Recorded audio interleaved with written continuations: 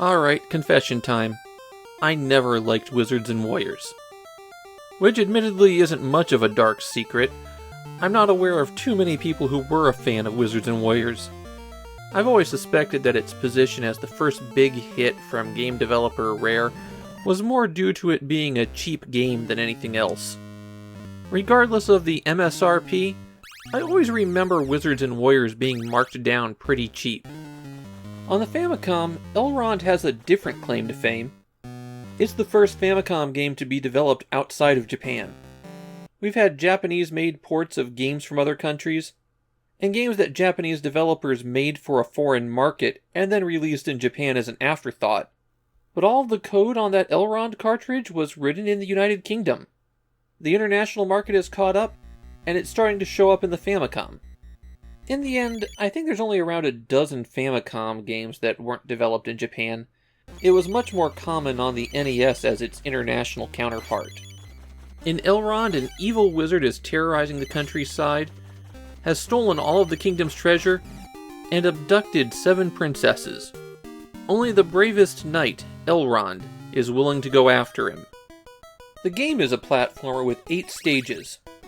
On every level, your goal is merely to get to the end, defeat a boss, rescue a maiden, and then you go on to the next one. But the stage exit's going to be guarded by a knight, and that knight needs to be paid off in gems, or he needs to see that you've at least collected a certain number of gems. Those are scattered everywhere on a stage. Enemies can also drop them, but not often, and it could take you a long time to earn up some of those totals. You're also going to need keys.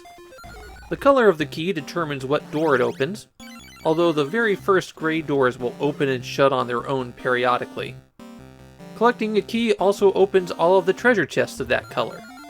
Most of the chests contain gems, but there are some that have permanent power-ups within them. Some of those power-ups you keep forever. They appear on the left-hand side. Other special items you can only carry one of at a time, and they go on the right. Let's start with the permanent items. The Dagger of Throwing gives you an attack other than your useless sword swing. Yeah, that sword doesn't seem to damage anything when I hit the B button. The dagger flies out and boomerangs back to you. Enemies might drop these little dagger symbols, and collecting those increase the dagger's range. The Potion of Levitation allows you to make Elrond float by pressing up on the D-pad. You can jump from that elevated position to reach some sections, and it is a necessary item to complete the game. Besides having a redundant name, the Feather of Featherfall will let you slow your descent. You can press up while falling and then steer Elrond around. For the special items, there are 2 different wands you can collect. The Staff of Power gives you a much stronger ranged attack, while the Wand of Wonder freezes enemies in place. You could also get the Boots of Lava Walk, which lets you walk on hot surfaces, Boots of Force, which let you kick open chests, the Horn, which will reveal nearby hidden areas, and the Cloak of Darkness, which lets you avoid enemy projectiles. The wands are used automatically when you attack, but you have to press Select to activate other abilities. Besides all of those collectibles, enemies will drop things that have an effect. These clocks freeze everything in place, and there are 3 varieties of potions. Pink, which lets you jump higher, blue, which lets you move faster, and red, which makes you invulnerable. If you find meat sitting around, that'll recover 200 of your health points. You only have 1 life in Elrond, but there's infinite continues, and you start exactly where you left off, and don't lose any of your inventory. So it's not too difficult to just power your way through the game. Elrond is a perfect example of the Euro platformer. Those platforming games that you saw coming out of the microcomputer tradition in Europe, where they don't control very well, they have sprawling levels that are a pain to navigate, and the levels are packed with useless collectibles, but they still want you to get all of them. Elrond is a good example of terrible level design, too. There's a lot of areas where you'll have to scale for a long time, and then a slip up at the top means you have to do it all over again. And I hope you like jumping between tiny platforms. For the first 45 minutes I was playing this without a guide in front of me, and that resulted in a lot of going in circles trying to find the one spot I hadn't reached. These are some sprawling levels with featureless terrain that looks nearly identical. Oh, and don't overlook that you can press down to enter this tree. It's something that's not used anywhere else in the game, but you have to do it to complete Stage 1.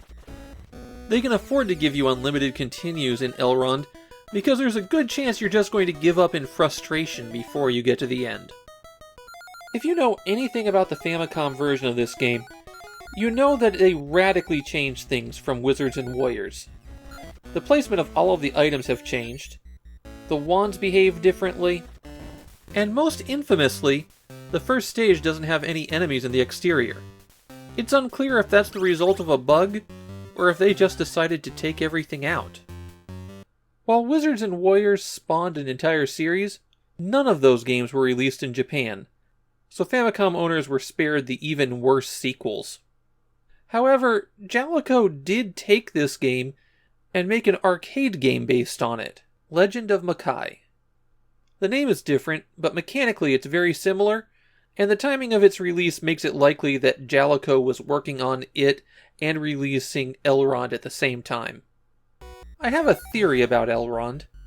The game was released in a standard Famicom cartridge shell instead of one of Jaleco's shells, and the cartridge code starts NMK, who developed Legend of Makai.